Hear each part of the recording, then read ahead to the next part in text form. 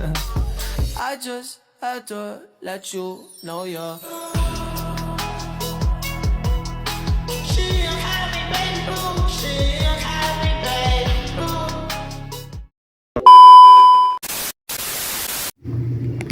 Halo teman-teman, perkenalkan nama saya Dia Cahani Citra dengan akhiran NIM 077 dari PGMI kelas D5. Di sini saya akan menjelaskan tentang apa itu pengertian pendidikan Islam dan masyarakat. Pendidikan Islam ialah suatu ajaran-ajaran tentang syariat Islam, yaitu tentang misalnya tentang hukum halal haram, tentang tata cara sholat, berwudu, mandi suci, dan lain-lain, yang bertujuan untuk mendidik siswa agar mereka memahami dan bisa mengamalkannya di kehidupan sehari-hari. Nah, sedangkan masyarakat itu sendiri ialah suatu kelompok orang atau individu yang berinteraksi dengan kita secara terus-menerus, entah itu tetangga atau saudara, kerabat, teman, dan lain-lain, itu disebut masyarakat. Nah, lalu yang kedua ialah fungsi sekolah bagi masyarakat dan pendidikan Islam terhadap pembaruan masyarakat. Yang pertama di sini ialah fungsi sekolah. Nah, seperti yang kita ketahui, sekolah itu ialah tempat di mana kita menuntut ilmu, mencari ilmu, dan belajar mengenal hal-hal baru yang sebelumnya tidak pernah kita ketahui. Nah, selain itu, sekolah juga berfungsi sebagai tempat mengembangkan bakat kita. Contohnya, kita ada bakat menyanyi, menari, atau melukis gitu. Sekolah itu bisa menjadi wadah kita mengembangkan bakat tersebut. Nah, selain itu, sekolah juga membentuk pribadi sosial kita. Kenapa bisa disebut seperti itu? Karena pastinya kita di sekolah itu bertemu dengan banyak sekali orang, teman-teman, ataupun guru, satpam, dan lain sebagainya. Nah, di sekolah kita tuh akan diajari bagaimana cara kita berinteraksi atau menanggapi dengan teman sebaya kita, atau orang yang lebih tua dari kita, ataupun yang lebih muda dari kita. Nah, sekolah juga berfungsi sebagai jalan atau jembatan kita untuk mewujudkan cita-cita. Setelah tadi kita sudah membahas fungsi sekolah bagi siswa dan masyarakat, kali ini kita akan masuk ke pembahasan fungsi sekolah bagi pembaruan masyarakat. Yang pertama ialah meningkatkan derajat masyarakat. Mengapa dibilang seperti itu? Nah, contohnya seperti di desa-desa terpencil yang minim sekali akses sekolah atau teknologi. Dengan adanya sekolah, kita jadi banyak tahu tentang ilmu-ilmu seperti kita bisa tahu penjumlahan, pengurangan, perkalian, dan lain sebagainya, sehingga kita tidak mudah untuk dibohongi oleh orang lain karena kita sudah punya ilmu. Lalu yang kedua ialah membentuk pribadi manusia yang diidam-idamkan.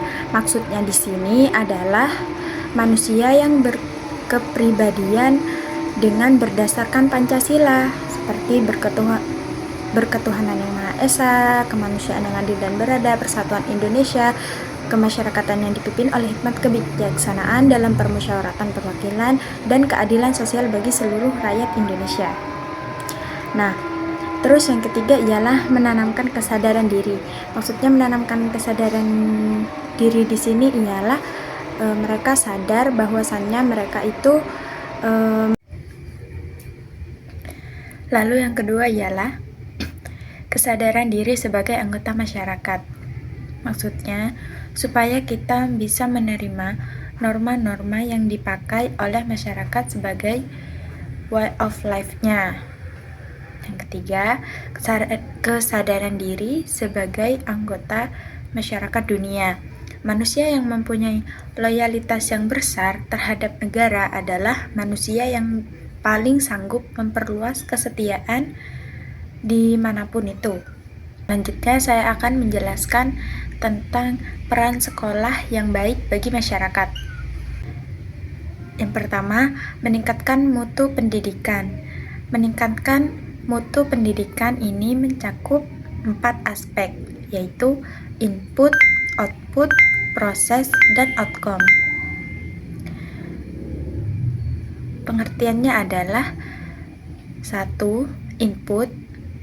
Input pendidikan dikatakan bermutu jika sudah melalui proses yang baik.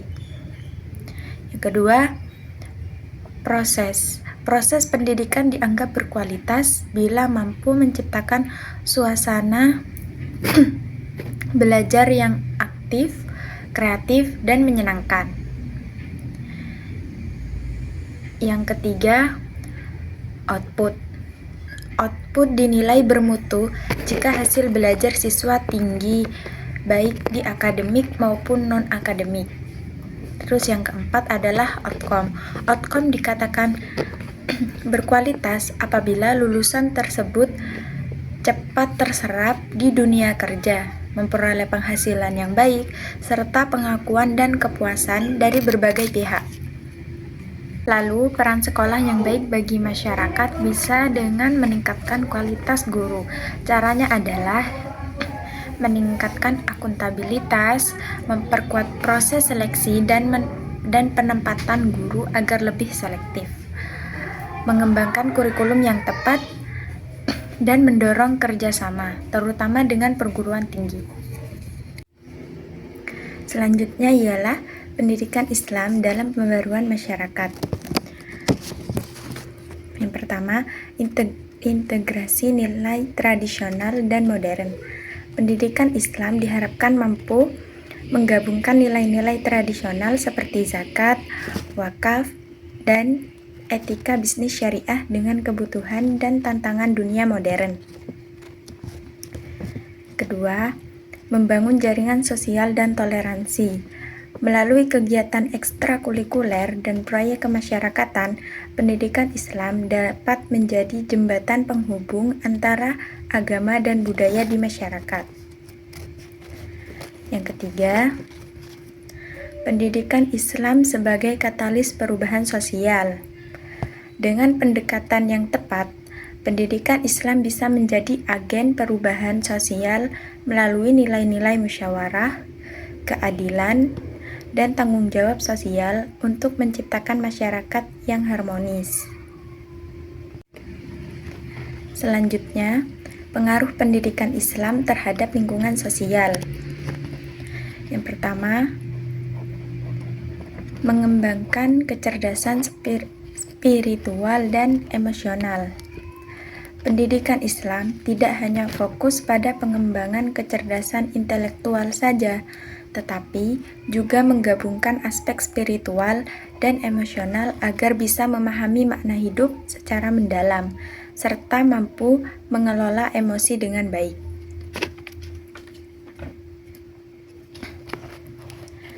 Yang kedua, pembentukan karakter dan moral. Pendidikan Islam memegang peran penting dalam membentuk karakter dan moral individu yang berdampak positif bagi kualitas hidup masyarakat.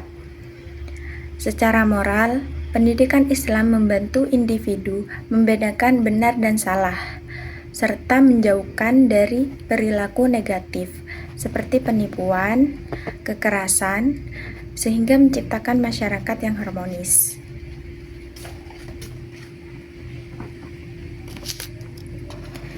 Yang ketiga, memperluas wawasan. Nah, salah satu cara menambah wawasan adalah dengan bersosialisasi. Adapun manfaat sosialisasi adalah menambah pengetahuan, tiru pengalaman orang lain, meningkatkan keterampilan sosial. Yang keempat, berkontribusi terhadap ekonomi dan pembangunan sosial. Menurut prinsip-prinsip Islam, pendidikan ini memiliki kemampuan untuk menghasilkan dampak positif pada kehidupan manusia. Pengenalan prinsip-prinsip ekonomi Islam yang menekankan keadilan, kejujuran, dan tanggung jawab sosial adalah salah satu hasil pendidikan Islam dalam bidang ekonomi. Begitulah tadi penjelasan tentang pendidikan Islam dan masyarakat. Dari kesemuanya yang telah saya jelaskan di sini dapat kita simpulkan bahwasannya pendidikan Islam merupakan sistem pendidikan yang berlandaskan ajaran Al-Quran dan hadis, bertujuan untuk membentuk kepribadian manusia secara menyeluruh, tidak hanya cerdas intelektual saja, tetapi juga memiliki iman, moral, dan akhlak yang baik. Pendidikan Islam berfungsi sebagai agen pembentukan karakter dan moral, menanamkan nilai-nilai spiritual, sosial, dan etika yang mendukung keharmonisan masyarakat. Dalam konteks masyarakat yang majemuk, pendidikan Islam berperan penting dalam meredam konflik dan menanamkan nilai keadilan, toleransi, dan solidaritas. Pendidikan Islam di sekolah maupun di masyarakat juga membentuk pendidikan Islam di sekolah maupun masyarakat juga menjadi sarana penting dalam membentuk generasi yang beriman, bertakwa, berakhlak mulia, serta mampu menghadapi tantangan zaman modern dengan integrasi ilmu, pengetahuan, dan teknologi. Sekolah memiliki peran strategis dalam pembaruan masyarakat melalui peningkatan kualitas sumber daya manusia, pengembangan keterampilan, serta pembentukan karakter sosial yang baik. Pendidikan Islam mendukung pembaruan masyarakat dengan mengintegrasikan nilai tradisional dan modern, membangun jaringan sosial yang kuat, serta menjadi katalis perubahan sosial yang berlandaskan prinsip syura atau musyawarah, keadilan, dan tanggung jawab sosial. Selain itu, pendidikan Islam mengembangkan kecerdasan spiritual dan emosional untuk menciptakan individu yang matang secara batin dan mampu mengelola emosi dengan baik, sehingga berkontribusi positif pada lingkungan sosial. Pendidikan ini juga memperluas wawasan, membangun etos kerja yang tinggi, serta berkontribusi pada pembangunan ekonomi dan sosial yang berkeadilan serta berkelanjutan. Secara keseluruhan, pendidikan Islam tidak hanya menjadi sarana transfer ilmu, tetapi juga proses integral pembentukan karakter dan pengembangan individu yang mampu membawa manfaat dan rahmat bagi masyarakat luas. Nah, mungkin cukup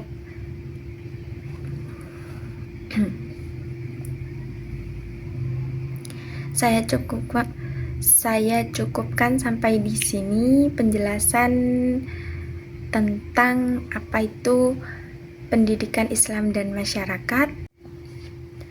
Semoga yang saya sampaikan tadi bisa bermanfaat bagi saya sendiri maupun bagi kalian semua. Akhiron, wassalamualaikum warahmatullahi wabarakatuh.